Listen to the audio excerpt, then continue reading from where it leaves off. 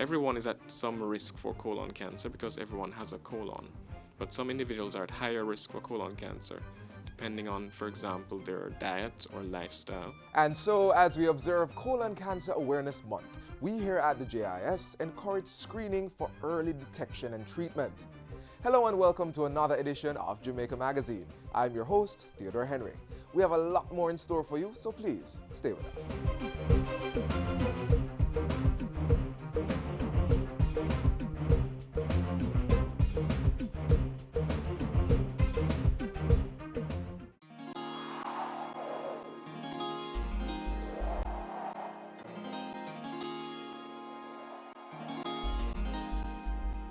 Colon cancer is very common in Jamaica in terms of cancers. We do know that it's the third most common cause of cancer-related death. So in males behind lung and prostate, in females behind breast and cervix. It accounts for maybe between 13 to 18 new cases per 100,000 per year in Kingston, and it may be even higher if you consider the entire island. The prognosis for colon cancer is very good, even though the numbers are very high. But the prognosis is good if you pick up the disease very early. So the earlier you detect colon cancer is the more likely you are to survive the condition. And that's why screening is important. Screening has been shown to reduce the incidence of death and complications from colon cancer. And we can use screening to actually prevent the development of cancer and treat. Stage 4 disease, however, if it's very late and has spread outside, only very low survival figures, as low as 20% would still be surviving by 5 years. So you do really need to pick up the condition very early, and that would be the best chance to improve your survival.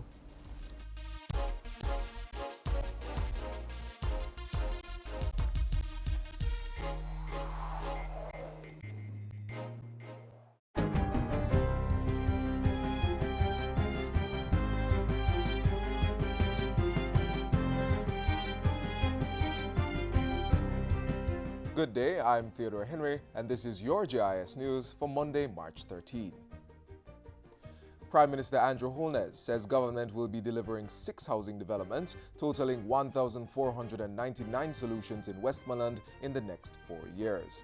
This parish in particular has a significant housing deficit. And that housing deficit is driving the disorderly growth of the parish, both in terms of the urban development and residential development.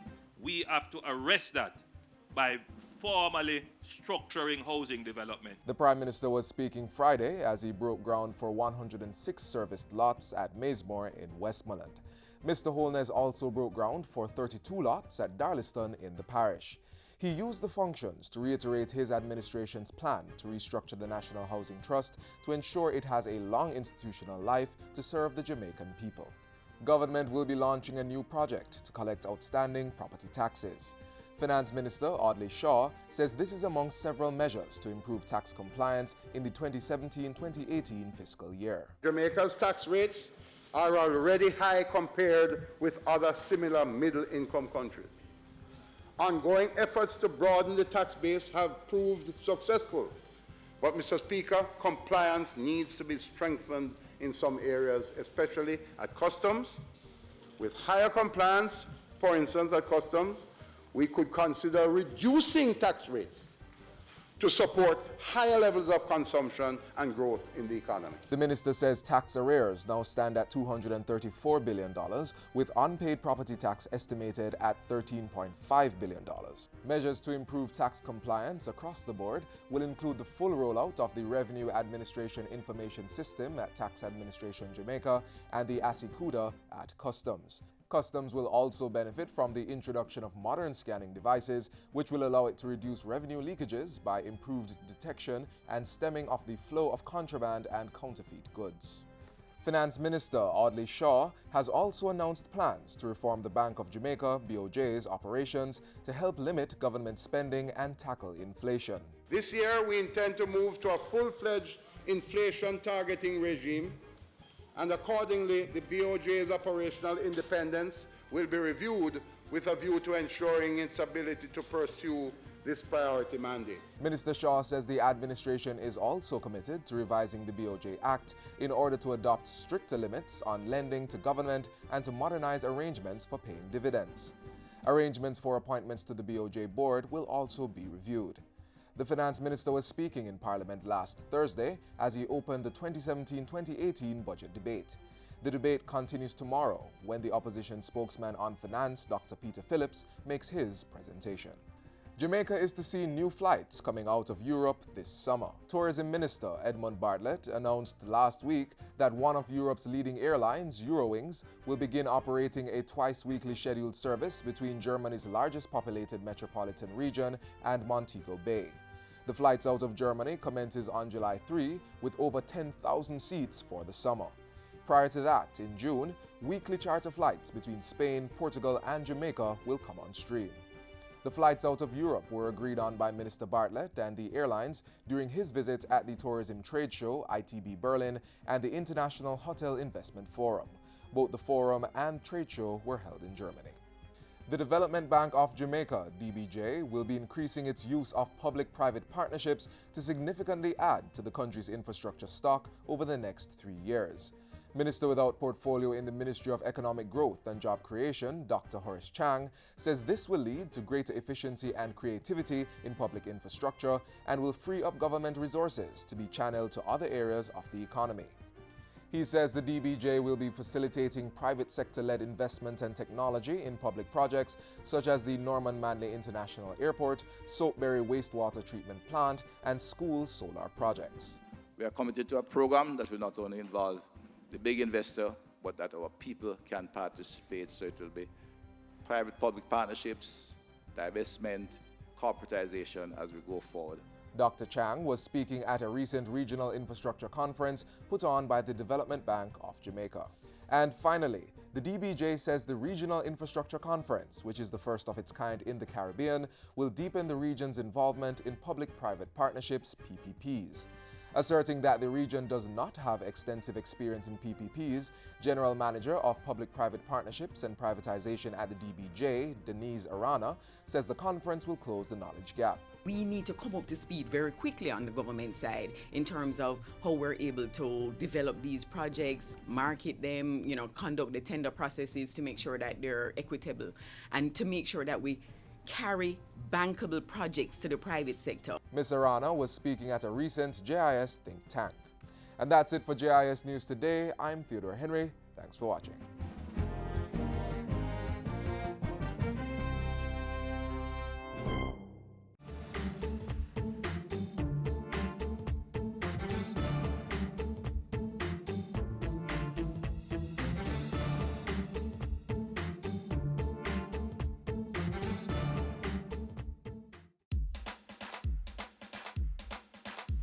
We want a productive Jamaica.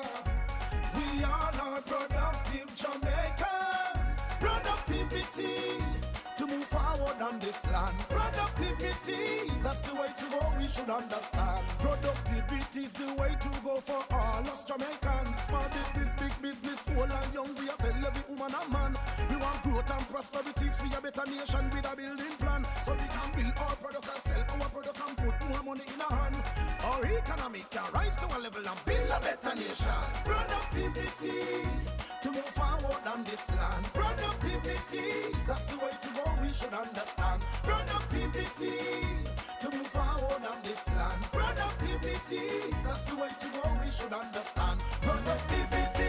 Productivity, pathway to prosperity. A message brought to you by the Jamaica Productivity Center, a department of the Ministry of Labor and Social Security.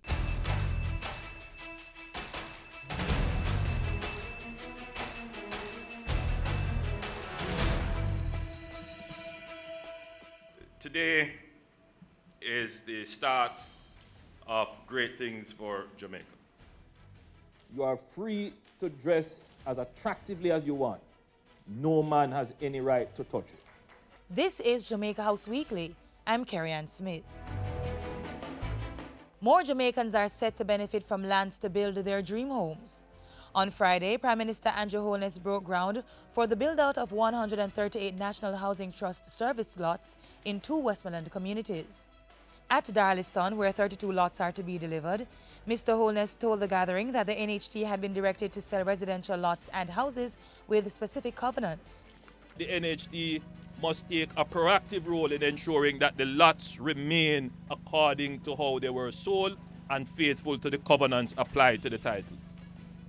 Because we cannot, as government, support the development of communities that don't meet the highest standard for people to live and work and grow their children and enjoy a good quality of life.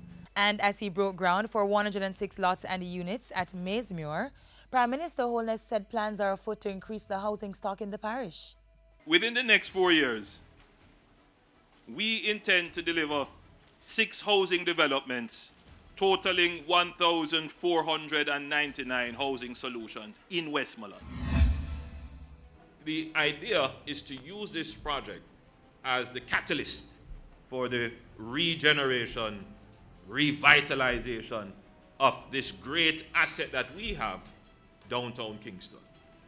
Prime Minister Andrew Holness speaking ahead of the signing of a non-binding memorandum of understanding with the China State Construction Engineering Corporation subsidiary, China Construction America.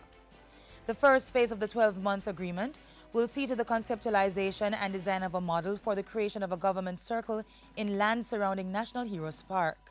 Plans include the construction of a new Parliament building, a national museum, government offices, as well as mixed-use commercial, residential, and service zones. China Construction America will provide consultancy services, while the Urban Development Corporation will act as project managers. This is a PPP, a public-private partnership.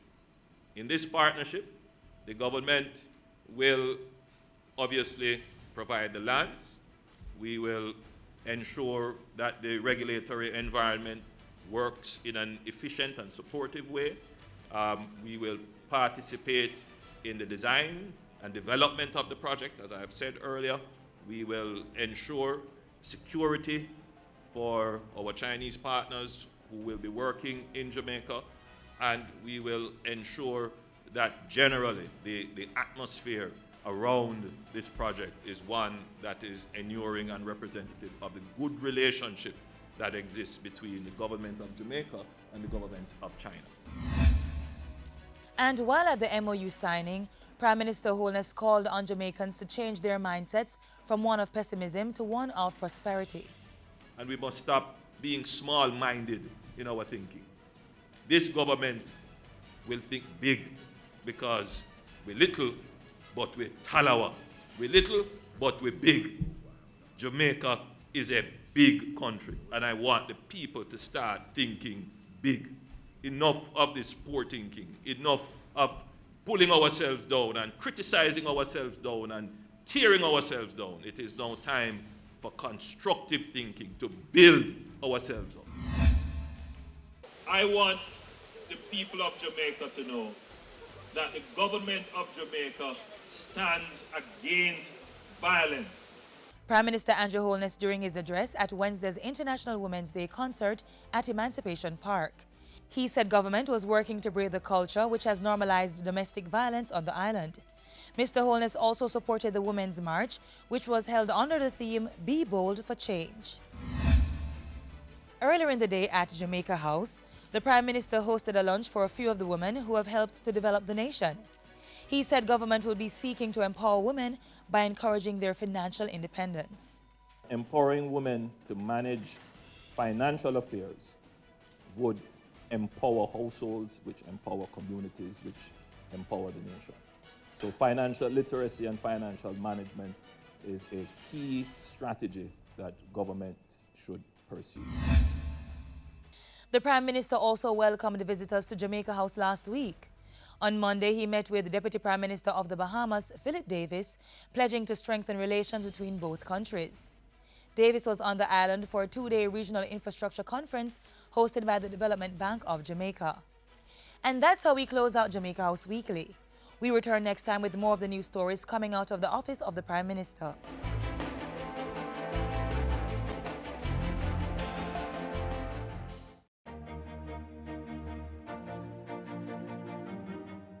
Respecting yourself how you carry yourself is very important.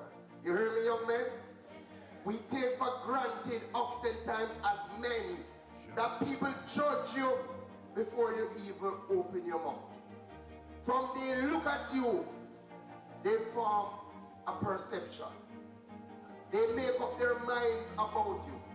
So the question is, when they look at you, what do they see?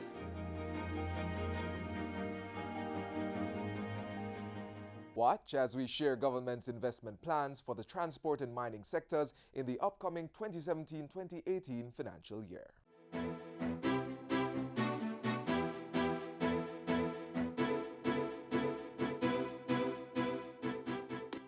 The Ministry of Transport and Mining is committed to the International Sustainable Development Goal of a First World Transportation Architecture.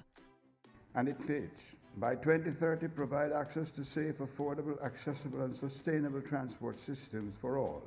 The ministry is also committed to the development of a vibrant and diversified mineral sector which compares with the best in the world. To support development in the transport and mining sectors this fiscal year, government plans to spend more than $5 billion.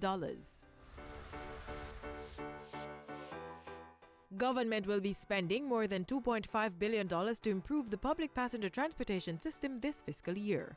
The Jamaica Urban Transit Company JUTC will receive $1.28 billion to offset its operating expenses, and another $1.3 billion to buy spare parts and special tools to repair more buses and add to its fleet. $10 million is also budgeted for the second phase of the project to develop a Portmore transportation hub. And in further support of a first world transport system, money has also been allocated to develop a transport statistics database, research databank and geographic information system database. $313 million is also set aside for the Road Traffic and Safety Program. Meanwhile, the Caribbean Maritime Institute is allocated $1.2 billion to help deliver professional maritime education and training. $983.5 million of the amount will be earned in fees it collects. Money is also budgeted to cover the operating expenses of the Maritime Authority of Jamaica, of which $138.4 million is to be earned in revenues from the registration of ships.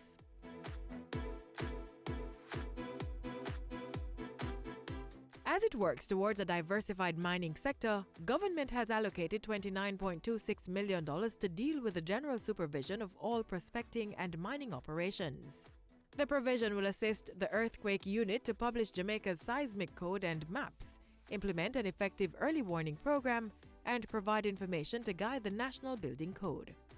The 2017-2018 budget allocation for the mining sector also provides for the continuation of activities to regulate and control quarrying. Activities to develop and diversify non-bauxite metallic mineral resources will be financed through a $14 million allocation.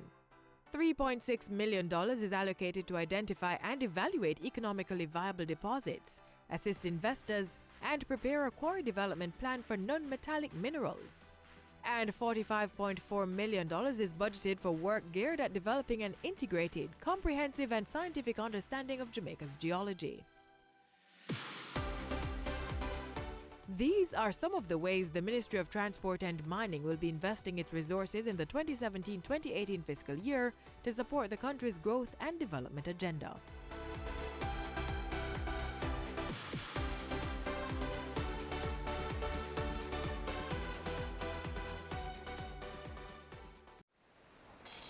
Let's get a little breeze on this land. All right. Now let's get some bounce in the rhythm. All right. Let's get some fire on our hearts. Now that is what we call all right. Run, come, get some Jamaica.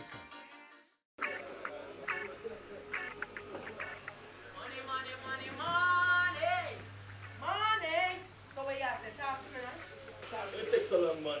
People have places for going, you know. Get them on the urban table number. Happy and nice. You know how much people me have to deal with before I reach here, sir? You're lucky. But 3 bills for number 5. Wait. We can place bet with you? Yeah, man. You see when you win with we, you get a little extra. So what you say? Police, nobody move. Illegal gambling is a criminal offense. If convicted, you could face a fine of up to $1 million or up to 18 months in prison. When gambling, choose licensed and registered gaming establishments. Stop illegal gambling now. Call Crime Stop at 311 to report illegal gambling. You don't have to give your name. A message from the Betting, Gaming and Lotteries Commission. Prudent fiscal management and concrete steps towards building a strong footing for economic growth were the two main priorities of the Ministry of Finance in 2016. Take a look.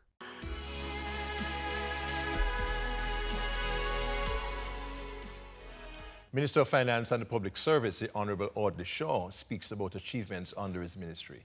Welcome, I'm Ian Boyne. We are proud of the work that we have done in this first year. We have certainly stabilized the economy. We have brought things in a situation where the interest rates have continued to trend down. Not fast enough, because I still want commercial bank lending rates to go sub 10%. As I did in the first time around as minister, I brought mortgage rates under 10%. Now my new mission is to bring average commercial bank lending rates under 10%. So we haven't reached there yet. Inflation has been managed very, very carefully down.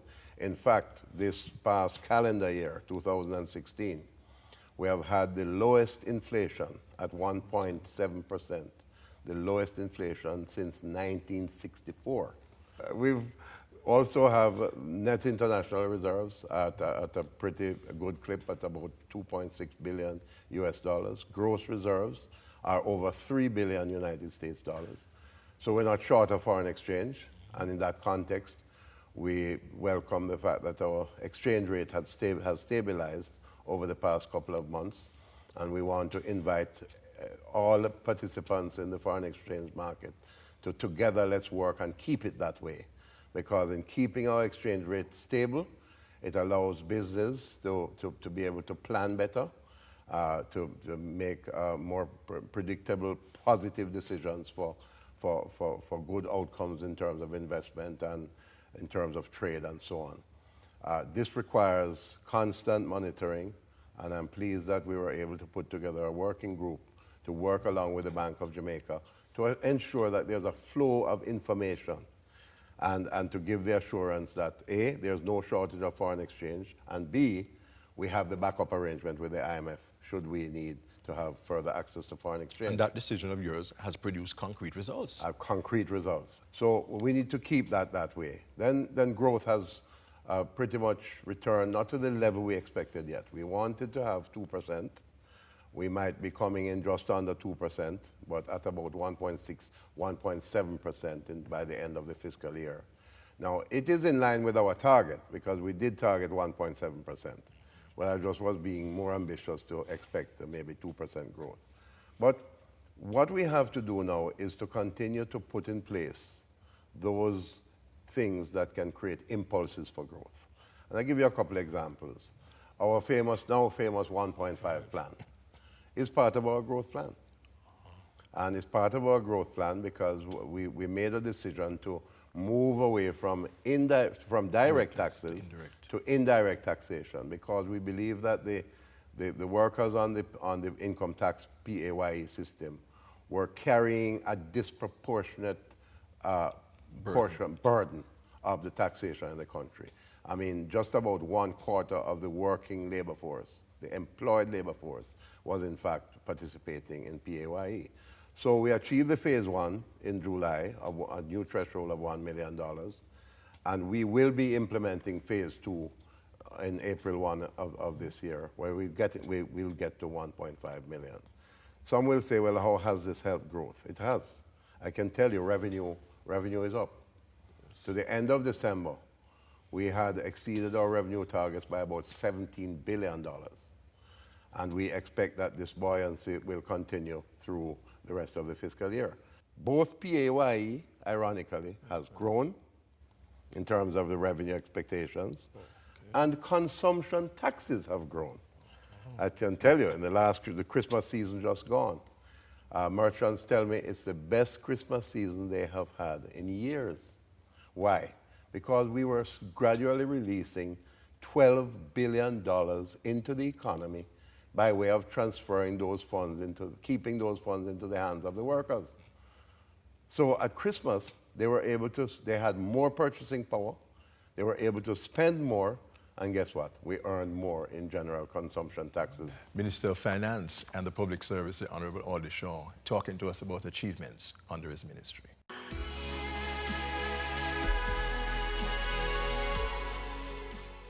Life is all about making decisions, choosing from a number of options to do a particular thing, which may result in a specific outcome. It can be difficult, but there are 4 things you can do to help make that decision. Stop. Check out what's happening and remind yourself to think before acting. Think. Make sure you're aware of the choices, all the advantages and disadvantages. Then think about the consequences. Act. Choose the best option and do something about it. Review. Finally, review what you have done and determine if it was good or bad. That way, you'll be in a better position to make the next decision, whether big or simple.